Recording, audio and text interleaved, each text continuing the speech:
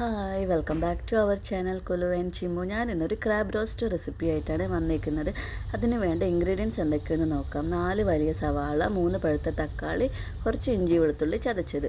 അതിനുശേഷം നമുക്ക് അടുപ്പത്തോട്ടൊരു ചട്ടി വെച്ച് അതിലോട്ട് 2 ടേബിൾ സ്പൂൺ എണ്ണ ഒഴിച്ചു കൊടുക്കാം.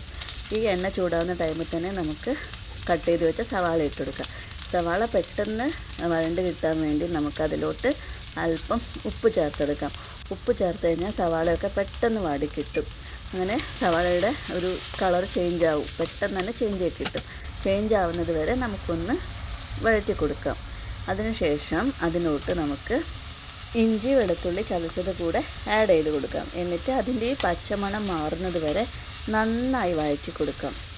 അതിനുശേഷം നമ്മൾ കട്ട് ചെയ്ത് വെച്ച തക്കാളിയും കൂടെ അതിലോട്ട് ഇട്ട് കൊടുക്കാം. തക്കാളി നന്നായി സ്മാഷായി കിട്ടണം, അതുവരെ നമുക്കൊന്ന് മിക്സ് ചെയ്ത് കൊടുക്കാം. അടച്ച് വെച്ച് വേവിച്ച് കഴിഞ്ഞാൽ പെട്ടെന്ന് തക്കാളിയും ഇതുമായിട്ട് മിക്സ് ആയിക്കോളും.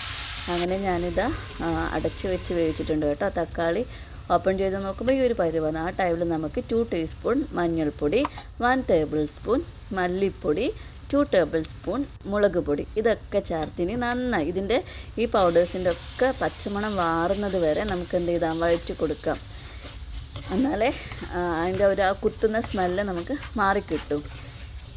എല്ലാ സൈഡിലും എത്തുന്നത് വരെ ഇളക്കി കൊടുക്കുക. ഇതും വേണമെങ്കിൽ നിങ്ങൾക്ക് അടച്ച് വേവിക്കാം കേട്ടോ. അല്പം വെള്ളം വേണമെങ്കിൽ ചേർത്ത് കൊടുക്കാം, പക്ഷേ ഞാൻ ഇതിൽ വെള്ളം ചേർക്കുന്നില്ല. ഈ ഒരു ടൈമിൽ തന്നെയാണ് ഞാൻ ഇതിലോട്ട് കട്ട് ചെയ്ത് വെച്ച ഞണ്ട് ഇട്ട് കൊടുക്കുന്നത്.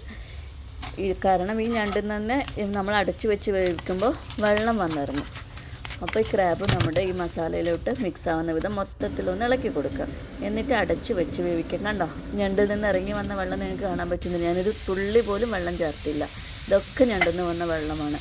ഈ ഒരു ടൈമിൽ തന്നെ നമുക്ക് കറിവേപ്പിലയും കൂടെ ആഡ് ചെയ്ത് കൊടുക്കാം. വളരെ ഈസിയാണ് ക്രാബ് റോസ്റ്റ് തയ്യാറാക്കാൻ വേണ്ടി. അപ്പോൾ നമ്മുടെ ഈസി പീസി ക്രാബ് റോസ്റ്റ് ഇവിടെ റെഡി ആയിട്ടുണ്ട്.